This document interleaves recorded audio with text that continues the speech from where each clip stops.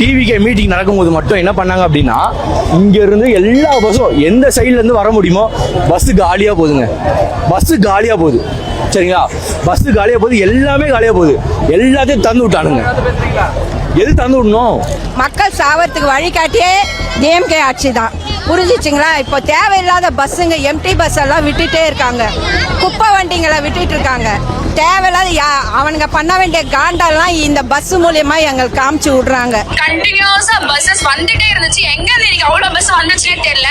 அவன் வேலைக்கு போகும்போது காலையில வெயிட் பண்ணுவோம், அப்பெல்லாம் பஸ்ஸே வராது. இன்னைக்கு அவ்வளவு பஸ் எல்லாமே டீலக்ஸ் மட்டும் தான், எதுவுமே வந்து ஃப்ரீ பஸ்ஸே இல்ல. பஸ்ஸே கிடையாது, மத்தியானத்துல பஸ்ஸே கிடையாது. நாங்க உள்ள இருக்கோம், கஷ்டப்படுறோம்.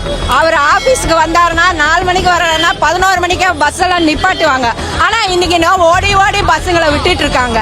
என்ன காரணம்? கொளத்தூர்ல எங்களோட தலைவர் வரக்கூடாதுங்கிற ஒரே நோக்கத்தோட எப்படி கரூர்ல செந்தில் பாலாஜி அவர்கள் ஒரு மேன்மேட் மனிதர்களால் உருவாக்கப்பட்ட ஸ்டாம்பேட் செந்தில் பாலாஜி உருவாக்குனாரோ, அதே மாதிரி இன்னொரு கரூர் சம்பவத்தை இன்னைக்கு மு.க. ஸ்டாலின் அவர்கள் தன்னுடைய கொளத்தூர் தொகுதியில நடக்கணும்னு முற்பட்டாரு. இந்த கொளத்தூர்ல இந்நேரம் மக்களுக்கு பல்வேறு பிரச்சனைகள் இந்நேரம் நடந்திருக்கும். நான் ஸ்பாட்ல இருந்தேன், நான் அந்த வேன்குள்ள இருந்தேன்.